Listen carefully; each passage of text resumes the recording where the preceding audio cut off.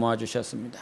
오늘 본문 말씀을 원래는 제가 오늘 본문 말씀에 지난주 제가 은혜를 받아서 예루살렘에 대해서 증거를 해야 되겠다 그랬는데 준비를 하는 과정 가운데 주님께서 그렇게 이렇게 인도를 안 해주셨어요.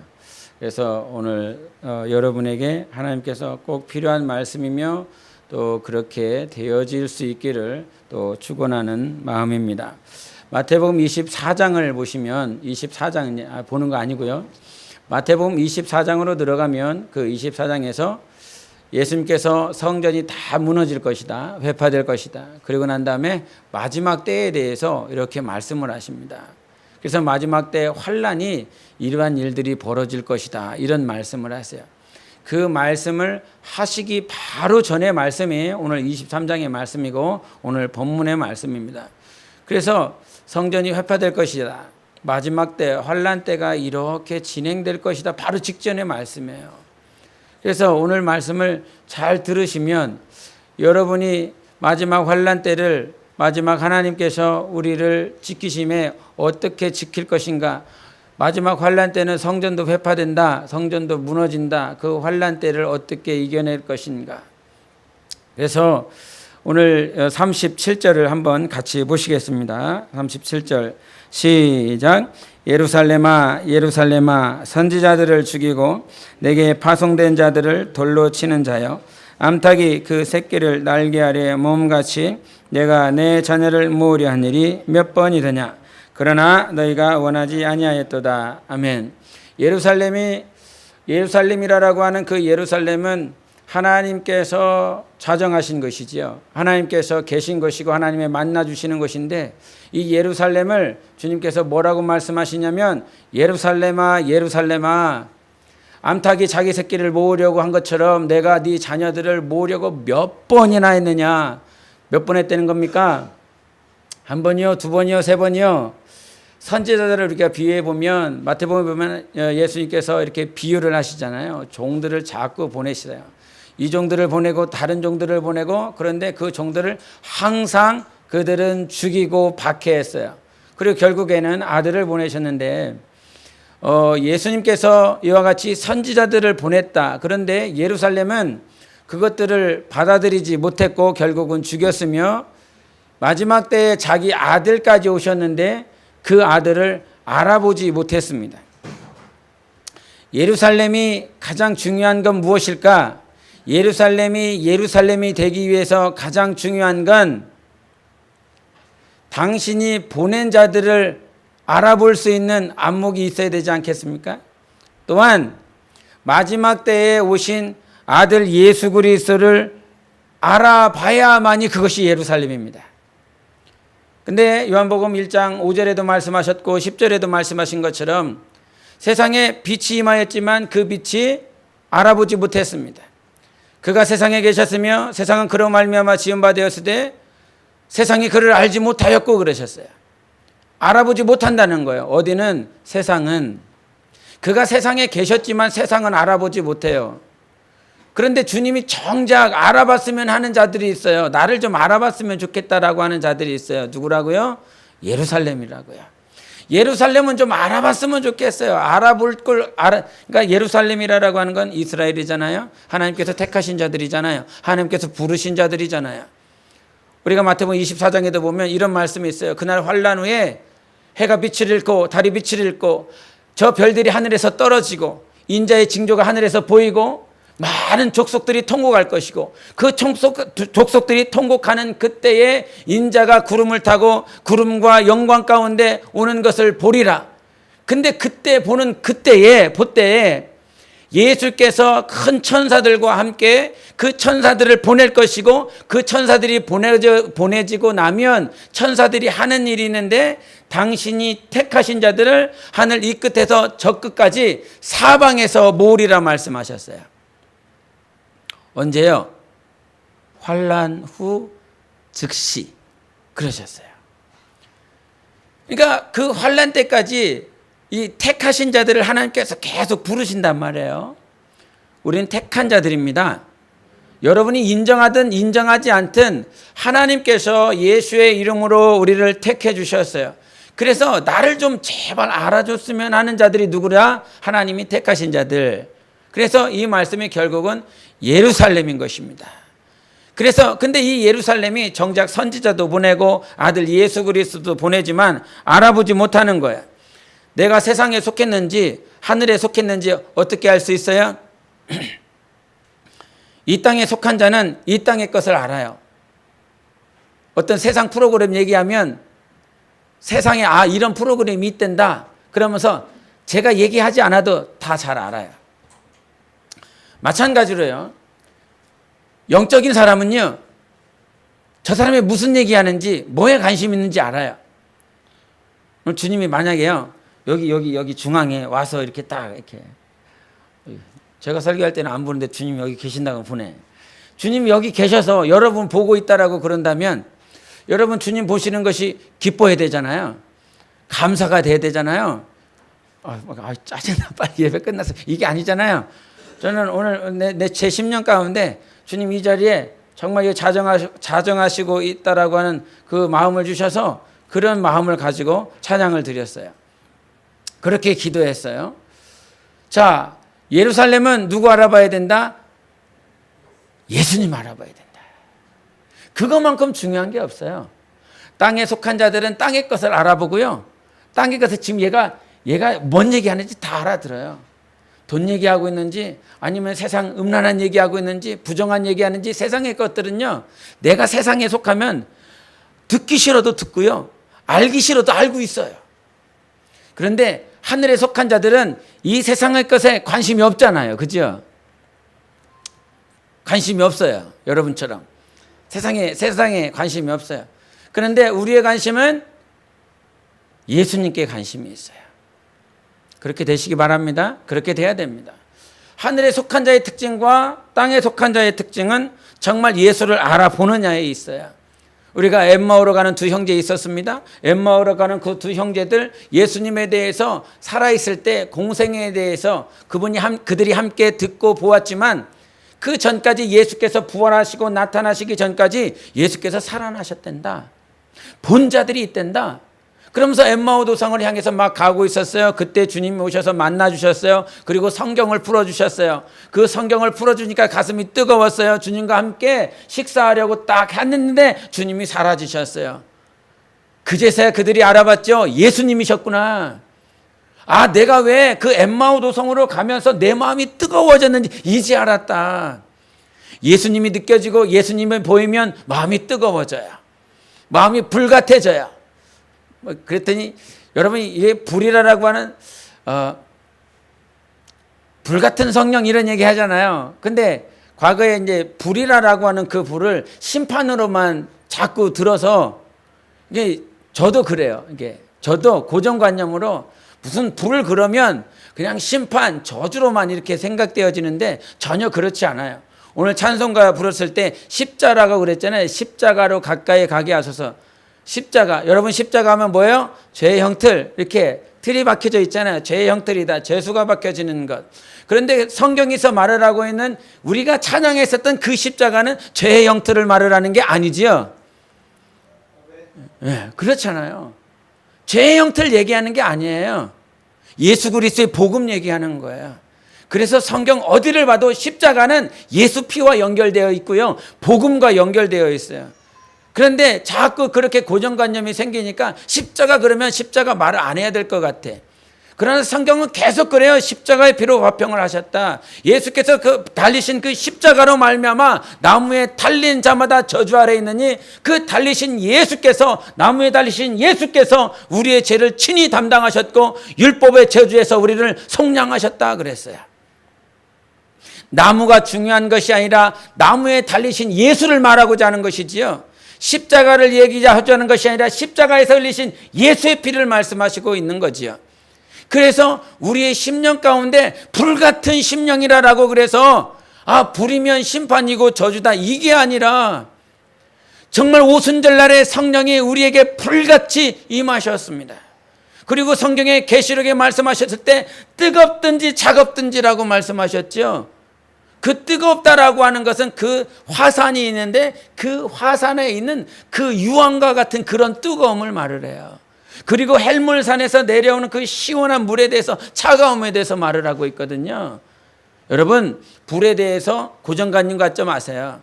정말 우리 안에 그 뜨거움을 주시는 분은 하나님이세요. 뜨거움을 주시는 분은 성령님이세요. 그러나 정말 예수를 알아보지 못했었던 그 엠마오로 가는 그 형제들은 뜨거움 없었다고요. 누구를 알아보지 못했기 때문에요? 예수님 알아보지 못했기 때문에. 그러나 예수님 알아보시면 여러분이 뜨거워질 수 있습니다. 충만해질 수 있습니다. 하나님의 은혜로 가득 찰 것입니다. 누구 알아보면? 예수님 알아보면. 그런데 이 예수님과의 이 관계를 끊어버렸었던 그것이 무엇이냐면 죄의 본성이에요. 죄예요. 예루살렘이 정작 주님을 알아봐야 되는데 알아보지 못했다고요. 예? 제가 모 프로그램에서 이거 본 적이 있는데 그 프로그램에 어머니가 한 분이 계시고 딸이 둘이 있었어요. 그런데 그 프로그램에서 어떤 일을 했냐면 어머니가 정상인데 그 어머니가 치매가 걸렸다라고 그래서 그 두 딸의 반응이 어떤지를 확인하고 싶어서 그런 프로그램을 찍었다고요. 촬영을 했더라고요. 근데 어머니랑 딸이랑 이렇게 들어와서 카페에서 이제 차도 시키고 아니면 토스트를 시키고 이렇게 어머니가 화장실로 갔어요. 화장실에 갔더니 어머니 핸드폰에 병원에서 전화가 와요. 병원에서 전화가 왔는데 딸이 그것을 받죠. 그것을 받으니까 그 병원에서 어머니가 치매가 걸렸다고. 그러니까 그전까지 잘 얘기했었던 두 딸이 갑자기 얼굴이 막 이그러져요. 불안해요. 어머니가 치매가 걸렸다고? 그런데 설상가상으로 어머니가 화장실을 갔다 오더니 그 자리에 딱 앉고서서 야, 우리 토스트 시키자. 우리 커피 다시 시키자. 뭐 이 얘기는 좀 전에 시켰잖아. 딸들의 반응이 그런 거죠. 엄마가 계속 치매 걸린 것처럼 얘기를 해요. 여러분, 치매가 무엇입니까? 저는 치매의 가장 힘든 것이 무엇이냐면 관계의 단절이라고 봐요. 끊어지는 거. 좀 전에 대화가 됐거든요. 좀 전에 무슨 얘기를 하는지 알아들었거든요. 그런데 얘기가 안 되는 거예요. 무슨 얘기를 하는지 안 되는 거예요. 내가 누군지를 못 알아보는 거예요. 그래서 이 어머니의 모습을 보면서 막 딸들이 막 울어요. 그런 모습을 관계가 단절이 그런 프로그램들이나 아니면 그 호스피스 병동에 있는 그 이제 막 세상을 떠나야 하는 그런 분들의 모습을 보면서 많은 분들이 치매가 걸리더라고요. 그거를 보면서 야, 나는 치매 안 걸리고 죽어야 될 텐데, 내 자식들에게 고생 안 시키고 죽어야 될 텐데, 이런 때가 멀지 않아 다가옵니다. 머지않아 다가올 겁니다. 그런데 그런 생각을 하면서 저는 그게 가장 힘들 거라고 생각해요. 내 어머니고 내 자식인데 못 알아봐. 알아보지를 못해. 제가 과거에도 한번 잠깐 얘기를 했지만 금요기도회 끝나고 나서 저희 둘째가 많이 이렇게 이제 몸이 몸통은 허약하지 않은데 마음과 이렇게 허약했었던 적이 있었어요.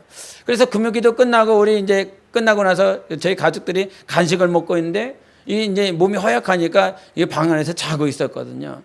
근데 막 11시 반인가 이렇게 11시 반인가 12시인가 정도 일어나 갖고 나오는 거예요. 그 나오는 모습을 보면서 야, 너 어디 가려고? 그랬더니 너 아무 말을 안 해요. 그래서 너 화장실 가려고 그러는 거야? 네, 그러는 거야.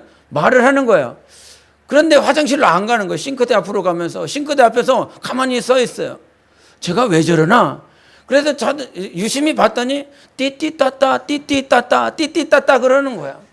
얘가 미쳤나? 왜 그래? 이게 너 왜 그래? 그럼 이게 입술은 웃고 있지만요, 마음이 쩔썩 내려앉는 거예요. 막 그 당시에 잠깐 아팠었거든요. 그래갖고 번떡 일어나갖고 너 왜 그래? 그랬더니 네, 목사님. 막 이러는 거예요. 너무 깜짝 놀라갖고 너 화장실 간다고 그랬잖아. 그래서 화장실 가려고 그랬어요. 그래서 화장실 가라. 그래서 화장실 갔어요. 화장실 가서 다시 나와갖고 이제 너무 심각한 거지, 내가. 나를 못 알아봐. 목사님이라고 그러는데 나를 못 알아보고요. 대화를 하려고 그러는데 대화가 안 돼요. 그러면서 가슴이 철렁 내려앉으면서 귀신 쫓았죠. 귀신 쫓고 누워서 너 괜찮냐? 물 마시게 하고요. 그러면서 그 옆에서 계속 기도하면서 귀신 쫓고 이가 영적인 방해받지 않도록 그 옆에서 1시간 정도를 계속 있었어요. 그때의 순간들을 잊지를 못해요. 관계가 단절이 된다라고 하는 것이 얼마나 치명적입니까? 내가 나를 알아보지 못해요. 그가 나도 알아보지 못하고요. 얼마나 치명적인가. 오늘 성경은 그 얘기하고 있어요. 예루살렘이 누구를 알아봐야 됩니까? 주님 알아봐야 되거든요. 예수님 알아봐야 되거든요. 그런데 우리는 이것이 얼마나 치명적이냐. 이 말씀 본문 바로 절에 선지자들을 보냈어요. 누구부터 누구까지 보냈어요? 아벨부터 사가랴까지 보냈어요. 그래서 보통 영어권에 있는 신학자들이나 아벨부터 스가랴라고 그러면 이 아벨은 영문자로 A로 시작하거든요. 근데 스가랴는 영문자로 G로 시작해요. Z로 시작해요. 그래서 A부터 Z까지, 즉 처음부터 끝까지 선지자 다 죽였다라고 그렇게 그냥 해석해요. 예루살렘이 주님을 알아봐야 되고 주님이 보내신 자들을 알아봐야 되는데 아무도 못 알아봐요. 여러분, 정말 내가 예루살렘이면 정말 주님 알아보시기 바랍니다. 주님을 알아봐야 됩니다. 이것만큼 중요한 거 없어요. 환란이 바로 닥치고 있어요. 성전이 무너질 거예요. 교회라고 하는 건물이 다 무너질 거예요. 마지막 때 환란이 닥칠 거예요. 그러면 마치는 그 환란이 닥치기 전까지 우리가 몸소 주장해야 될 건 주님 알아보십시오. 주님 봐야 됩니다. 주님을 알아볼 수 있어야 됩니다. 그런데 그가 세상에 계셨음에 세상은 그로 말미암아 지음받아 되었음에도 불구하고 그를 알아보지 못한다라고 말씀해 주셨어요. 여러분, 우리가 세상이 아닙니다. 정말 주님께서 우리를 당신이 택한 자로 우리를 불러 모아 주셨어요. 그래서 죄의 본성의 가장 이게 클라이막스는 주님을 알아보지 못한다는 것에 있어요. 그래서 알아보지 못할 때에 그것이 원죄였어요. 알아보지 못하는 그 순간이 원죄였고, 아담과 하와가 지었었던 것이 누구를 보지 못했느냐? 하나님 보지 못하였기 때문에 그 죄가 들어왔고 그 죄가 모든 인생들에게 이렇게 유입된 것입니다. 여러분들도 잘 아시는 것처럼 창세기 4장 1절에 이런 말씀이 있어요. 아담과 하와가 동침함에 누구를 낳았어요? 가인을 낳았다 그래요. 그런데 이 동침한다라고 하는 그 말이 히브리어로 야다라 그래요. 야다. 그런데 이 야다라고 하는 말은 한국어는 동침인데 그 야다라고 하는 말은 안다라고 하는 뜻이에요. 아담과 하와가 동침했다. 즉 아담과 하와가 알았다라고 하는 표현을 해요. 근데 그 말씀이 호세아에서 그대로 등장하는 것입니다. 동침했다, 알았다라고 하는 말을 주님께서 우리에게 뭐라고 말씀하시냐면 여호와를 알라, 힘써서 알라, 이런 말씀을 하세요. 지금 여호와를 알라라고 하는 말은 무슨 말이에요? 아담과 하와가 동침했다 이 말이에요. 하나님을 알라 그래요. 야다하라는 거예요. 하나님과 동침하라는 거예요. 하나님을 알라는 거예요. 하나님을 아는데 힘써서 알라는 거예요. 그런데 죄의 본성이 무엇이었어요? 그 죄의 본성은 하나님을 알지 못하도록 만들었어요. 하나님과 동침하지 못하도록 만들었어요. 항상 한 가정에 있지만, 정말 남편 바라보고 아내 바라보고 자식 바라보고 있지만 하나님과는 동침하지 못해요. 하나님과는 야다하지 못해요. 이것이 죄의 본성의 가장 큰 것입니다. 그래서 우리가 죄의 본성을 항상 이길 수 있어야 된다라고 하는 건 정말 주님을 아는 일에 어떻게 해서든지 몸부림쳐야 돼요. 그런데 죄의 본성이 올라오면 옛사람이 등장합니다. 옛 체질이 등장합니다. 여러분, 침례 받으셨습니까? 그 침례가 무엇입니까? 우리는 침례를 완성해가는 자들입니다. 침례가 완성되는 그 순간까지 내 옛사람, 내 옛 체질이 자꾸 사라져야 됩니다. 그런데 옛사람이 등장하는 것, 즉 죄의 본성이 자꾸 등장하면 우리가 하나님을 봐야 되는데 하나님을 바라보지 못하도록 만들고, 그 죄로 인하여 하나님을 바라보지 못하기 때문에 하나님께 속한 것 또한 바라보지 못합니다. 영적인 것을 바라보지 못하는 거예요. 우리가 세상에 살아가면서도 무엇이 중요한지, 무엇이 우선순위인지 여러분 자꾸 선택하고 자꾸 결정합니다. 이것이 중요해, 이것이 더 우선순위야라고 여러분이 판단하고 결정을 내립니다. 그러나 옛사람과 옛 체질이 등장하면, 죄의 본성이 등장하면 무엇이 중요한지를 판단할 수 없습니다. 무엇이 중요한지 알지 못합니다. 그래서 영적인 사람과 육적인 사람, 그래서 우리 삶이 항상 우리의 삶은 영적 생활해야 됩니다. 우리의 목적은 영생입니다 라고 말을 하고 있지만 그렇게 되어지지 않죠. 왜 그래요? 죄의 본성에 이끌려가고 있는 옛사람, 옛체질이 등장하고 있기 때문인 것입니다. 그래서 죄의 본성에서 가장 우리가 힘들고 어려운 건 하나님을 바라보지 못하는 것뿐만 아니라 우리의 영적인 기능이 상실하는 거예요. 영적 기능을 상실했어요. 우리가 예수 안에 있지만 옛사람과 옛체질이 자꾸 등장하면 영적 기능을 마비시킵니다. 순간순간 마비시킵니다. 간질있지요. 정상적으로 생활하다고 불구하고 갑자기 간질 현상이 일어나면 자기 주체를 못해요. 쓰러져요. 거품을 물어요. 사람을 알아보지 못해요. 그것처럼 죄의 본성이 우리 안에 올라오면 우리의 영적인 기능이 마비되기 때문에 우리 영혼의 가장 큰 기능, 우리 영혼의 가장 큰 기쁨은 하나님을 기쁘시게 하는 것이고, 우리 영혼의 기능이 살아날 때를 보면 영적인 것이 가장 우선이다라고 고백하고 그것에 순종해 나갑니다. 무엇이 살아나면? 영적 기능이 살아나면. 하나님을 가장 어떻게 하면 기쁘시게 할까? 어떻게 하면 영적인 것에 우선을 둘까라고 우리의 삶에 우리의 영혼이 그와 같이 살아나게 되어 있어요. 그러나 죄의 본성이 살아나면 그와 같이 되지 않지요. 마찬가지로 38절에 죄의 본성이 일어나면 이런 역효과가 일어납니다. 38절 한번 보시겠습니다. 시작. 보라, 너희 집이 황폐하여 버려진 바 되리라.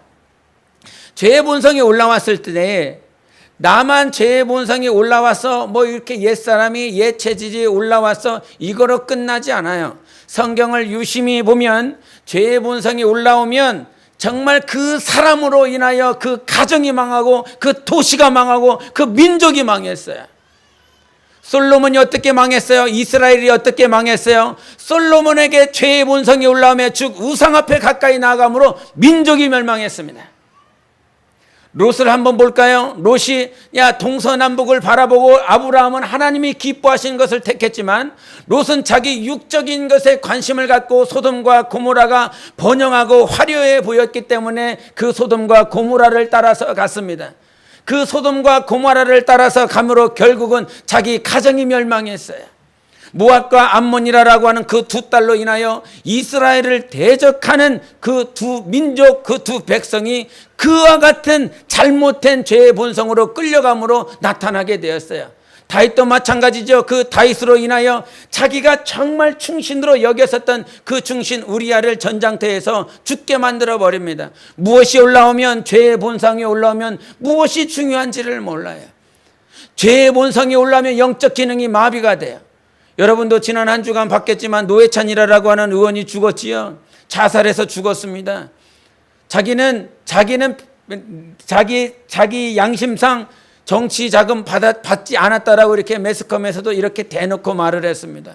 그런데 그것이 드러났어요. 그것이 드러남으로 인해서 그것을 견디지 못하고 죽었고 자기 양심상 이기지 못하여 죽었을 뿐만 아니라 자기 평생에 일구었었던 정의당 살리고 싶어서 그렇게 자살해서 죽었습니다. 저는 그것 얘기하고자 하는 것이 아니라 참 너무 아까워요. 제 개인적으로도. 약자들을 위해서, 노동자들을 위해서 참 그분을 볼 때 참 위트도 있고 지혜도 있고 지식도 있다. 참 좋은 사람인 것 같다. 이렇게 생각하고 있었거든요. 근데 너무 아쉬운 건 무엇이냐면 그 양심이 누구를 따라가야 되냐면 주님께 따라갔었다라고 한다면. 내가 4천만 원 받았는데 받지 않았다고 했어. 그런데 드러났어. 자기의 치부가 드러났어. 우리의 치부가 드러났어. 우리가 치부가 드러났을 때에 우리의 치부가 드러나게 하시는 그 양심으로 말미암아 너무 괴롭고 힘들어. 그런데 그 양심이 주님 따라갔다면 얼마나 좋았을까. 그런데 당신은 그 양심이 저런 사람만 죽어요? 정의로운 사람만 죽어요. 4천만 원 더 이상 그것보다 더 많이 받은 사람이 얼마나 많이 있을까요? 더 많지 있을 거라 생각해요. 그런데도 떳떳하게 살아가는 사람들이 많잖아요. 양심의 거리낌에도 불구하고 그 양심이 드러나지 아니하였기에 여전히 나는 아무 일 없는 사람처럼 사는 사람들 많잖아요. 저는 그것을 참 보면서 양심이 주님 따라가야 된다.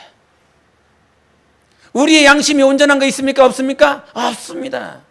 그런데 그 양심이 죄의 본성을 따라가니까 그 죄의 본성으로 말미암아 그는 죽어버렸어요. 여러분, 우리는 온전하지 않습니다. 완전하지 않습니다. 우리의 양심 기댈 것 없습니다. 우리의 양심이 주님께 가야 되는 것이지요. 그래서 어떻게 해서든지 우리 삶 가운데 죄의 본성이 아니라 예수 그리스도를 따라갈 수 있는 예루살렘이 되어야 되는 것이지요. 그래서 우리가 사는 건 참 그분을 보면서 이 말씀 생각이 나더라고요. 만일 사람이 온천을 얻고도 제 목숨을 잃어버리면 무엇이 유익하겠느냐? 사람이 그 무엇으로 그 목숨을 바꾸겠느냐? 이 말씀이 생각나더라고요. 여러분, 여러분의 목숨은 너무나도 귀한 것입니다. 4천만 원짜리보다 더 귀합니다. 4억보다 더 귀합니다. 그 여러분의 목숨을 살리기 위해서, 여러분 영혼을 살리기 위해서 예수 그리스도 하나님의 아들 주신 거 아닙니까? 그 가치가 우리 안에 있거든요. 그 무엇으로 바꾸지 못합니다. 이 만물과도 바꾸지 못합니다. 만물 위에 계시는 분이 우리 하나님이시니까요. 그 하나님께서 우리를 살리시기 위해서 주셨기에 때로는 우리의 양심 때문에, 우리 양심으로 인하여 힘들고 어려울 수 있지만 우리 이 말씀처럼 이 고백 한번 하기 원해요. 갈라디아서 2장 20절에 있는 말씀 무엇입니까? 내가 그리스도와 함께 십자가에 못 박혔으나 못 박혔기에 그런즉 이제 내가 사는 것이 아니요 내 안에 그리스도께서 사시는 것이라. 이제 내가 육체 가운데 사는 것은 나를 사랑하사 나를 위하여 자기 자신을 버리신 하나님의 아들을 믿는 믿음 안에서 사는 것이라. 이제 우리가 나 자신을 십자가에 못 박혔습니다. 그리스도와 함께 못 박혔습니다. 이제 우리가 살아야 되는 건, 우리가 지금 이 땅에서 살아가는 건 양심에 맡겨서 살아가는 것이 아니라 죄의 본능을 쫓아서 살아가는 것이 아니라 내 안에 그리스도가 살게 해야 되는 것입니다. 그리스도가 살 때에 우리의 삶은 이길 수 있어요. 그리스도만이 살 때 그리스도가 영광받고요. 그리스도가 살 때 우리는 감사할 수 있습니다. 제가 어제 목회실에 있었는데 전화가 왔습니다. 그 전화가 왔는데 제가 전화를 받지를 못했어요. 그러다가 이제 메시지를 보내셨더라고요. 메시지를 보냈는데 그 메시지에 제가 뒤로 후진을 하다가 차를 이렇게 긁었습니다. 긁었는데 제가 여기 살고 있습니다. 그랬더니 바로 저 옆집이더라고요. 301호인데 바로 옆집에서 이거 스타렉스 긁었다고 연락이 왔습니다. 이거를 어떻게 해야 되나 할 일도 너무나 많은데 지금 제가 집에 있어서 이따가 가보겠습니다. 이따가 보고 확인을 제가 연락드리겠습니다. 그래서 한 5시 정도에 가서 확인을 했더니 왼쪽 범버를 살짝 긁혔더라고요. 한 5cm. 5cm나 긁어졌더라고요. 그래갖고 아니 이놈의 여자가 요즘 죄송합니다. 김 여사님들이 말해갖고 이렇게 했구나. 예. 그런 마음 전혀 안 들었습니다. 예. 이거를 보면서 주님이 딱 주신 생각이 이거였습니다. 이 기회에 예수님 전하자. 이런 생각을 주님께서 주시더라고요. 그래서 메시지를 보냈습니다.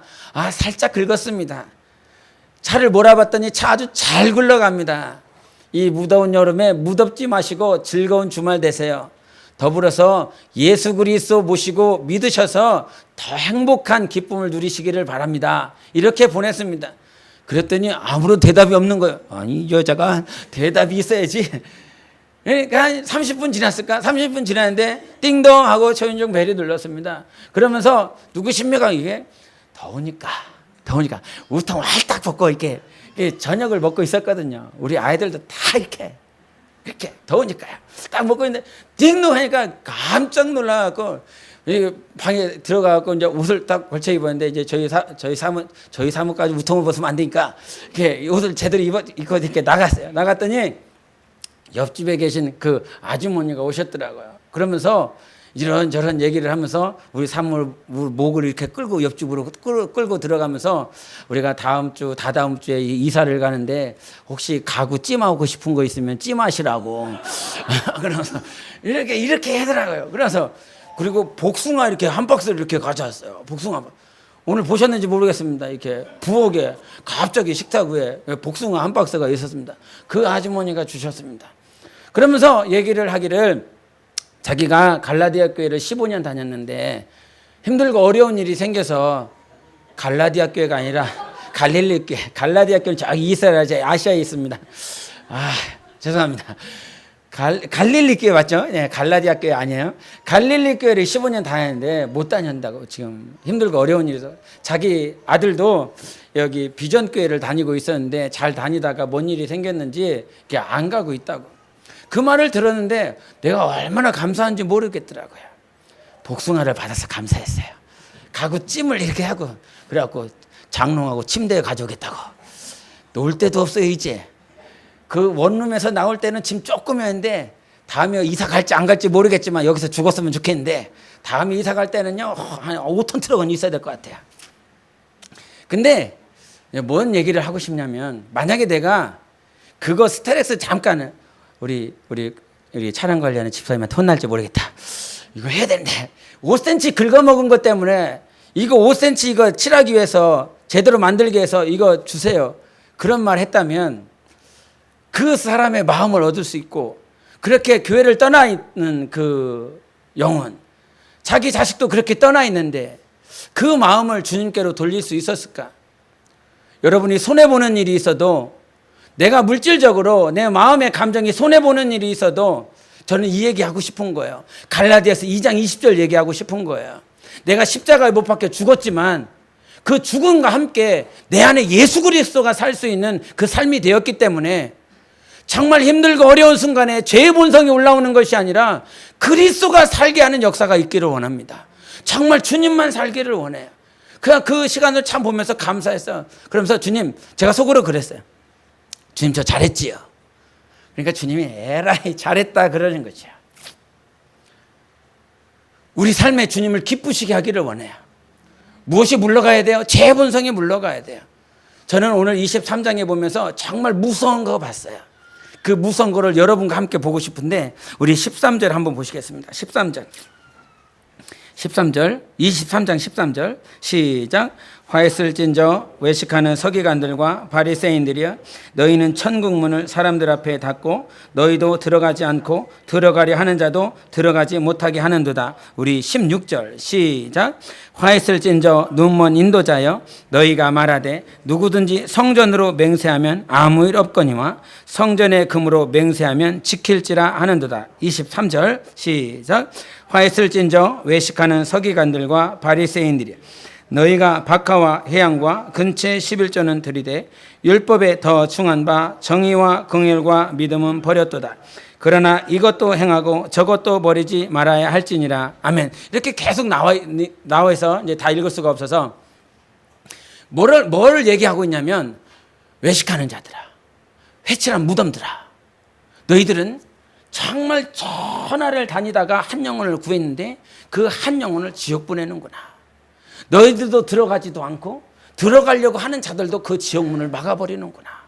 또 물질의 눈이 어두운 자들, 무엇으로 너는 맹세하고 있느냐? 너는 금덩이 가지고 지금 맹세하고 있지 않느냐? 성전이 아니라 그 성전 안에 있는 금덩어리 가지고 너가 지금 살아가고 있구나. 그러면서 물질에 빠져 있는 자들 말을 하고 있고요. 그 다음에 행위만 있어요. 주님은 하나도 없고요. 그 사람은 그냥 내가 이거 박하와 근차와 회양에 뭐 이거 했습니다. 하나님은 없어요. 주님은 없어요. 행위만 있는 사람들이에요. 그러면서 계속 이런 얘기를 해요. 그러면서 우리가 이 땅에 살아가면서 여러분이 신앙생활하면서 전도는 잘하는데 그러나 영혼 죽이는 사람이 있고요. 금욕주의, 이타주의로 정말 영혼들을 위해서 사는 줄 알고 있었는데 이기주의로 살고 있는 자들이 있고요. 믿음이 있는 줄 알았는데 행위만 있고 주님은 없는 사람이 있고요. 항상 말만 하고 행동이 다른 사람이 있고요. 하나님이 그 안에 없고 자기의 의만 있는 자들이 있고 항상 선한 자들과 의로운 자들이 누구인지 몰라서 핍박하는 모양들로 외식하는 자들, 바리새인들, 서기관들 이 얘기를 하고 있습니다. 알고 있는 줄 알았는데 주님을 제대로 알고 있는 줄 알았는데 주님의 말씀을 온전히 알고 있었는데 모르고 있었던 거죠. 주님이 그러잖아요. 이러므로 그들의 열매로 그들을 알지라. 나더러 주여 주여 하는 자마다 다 천국에 들어갈 것이 아니라 다만 하늘에 계신 내 아버지 뜻대로 행하는 자라야 들어가리라. 주님이 그때 오셔서 그를 판단해 주세요. 그를 진단해 주세요. 아, 저 사람 알고 있는 줄 알았는데, 저 사람은 하나님 앞에 믿음 생활하고 있는 줄 알았는데, 신앙 생활을 할 줄 알고 있었는데 어느 순간 바리새인과 서기관 같이 외식하는 자들처럼 이렇게 되어 있다는 거예요. 여러분, 죄의 본능에서 빨리 깨어나시기를 바랍니다. 죄의 본능을 물리쳐야 됩니다. 이거는 예수밖에 없어요. 예수의 보혈밖에 없어요. 예수 피밖에 없어요. 그래서 가장 무서운 사람 어떤 자들이에요? 이게 막 운전면허증 지금 막 따갖고 이게 시험하는 사람이 제일 무서워요. 옆에 타갖고, 그래서 운전면허증 땄기 때문에 같이 운전하면서 딱 가면 이게 막 갑자기 막 멈춰버리고 갑자기 급발진을 해버리고, 이 사람이 제일 무서워요. 수술실에서 누가 제일 무서워요? 레지던트가 제일 무서워요. 예? 이제 막 대학원 졸업해갖고 온 사람들이 제일 무서워요. 여러분, 우리가 하나님을 알 때 힘써 알아야 됩니다. 하나님이 보이고 하나님이 알아져야 됩니다. 그러기 위해서 우리를 항상 죄의 본능으로 양심으로 살게 하는 자들이 아니라 내 안에 계신 예수 그리스도가 있으셔야 됩니다. 그분을 보시기를 바랍니다. 그러면 기뻐할 수 있어요. 감사할 수 있어요. 그런 하나님께서 우리와 함께 하시기에 정말 죄의 본성을 이기자, 죄의 본성을 완전히 박살냈자. 힘들잖아요. 어렵잖아요. 죄의 본능이 우리 안에서 살아나면 항상 죽이려고 그래요. 못난 놈, 더러운 놈, 부정한 놈, 이렇게 무지한 놈, 계속 죄의 본능이 나를 붙잡아요. 그러나 예수께서 십자가에서 우리의 모든 저주와 가난과 우환을 단번에 단절하시고 우리를 이기게 해주셨습니다. 그분이 우리 안에서 사셔야 됩니다. 어떻게 하든지 그분이 사셔야 우리의 영혼이 이기고 교회가 이기고 주님 앞에 설 수 있는 것입니다. 할렐루야. 예수로 죄의 본능을 이기자. 3번 하시겠습니다. 시작. 예수로 죄의 본능을 이기자. 예수로 죄의 본능을 이기자. 예수로 죄의 본능을 이기자. 아멘. 이 시간 함께 기도합니다. 여러분, 하나님을 기쁘시게 하십시오. 정말 성령이 충만하시고요. 오늘도 기도할 때 주님이 보여야 됩니다. 주님이 이 자리에 와 계십니다. 그리고 여러분 안에 계십니다. 여러분이 하나님과 함께 하시기에 하나님이 보여야 돼요. 성령으로 보여야 돼요. 이 시간 기도할 때 주님이 보여야 되고요. 주님이 알아져야 돼요. 정말 세상에 있기 때문에 이 세상에서 나는 주님 모른다 하지 마시고 주님이 여러분 안에 생명으로 빛으로 오셨기에 주님이 보여야 돼요. 기도할 때 주님이 보여야 돼요. 주님이 보이셔야 돼요. 주님이 알아져야 돼요. 엠마오도 성로라고는 두 형제처럼 가슴이 뜨거워져야 돼요. 이 시간 함께 예수여 치고 기도하십니다. 예수여.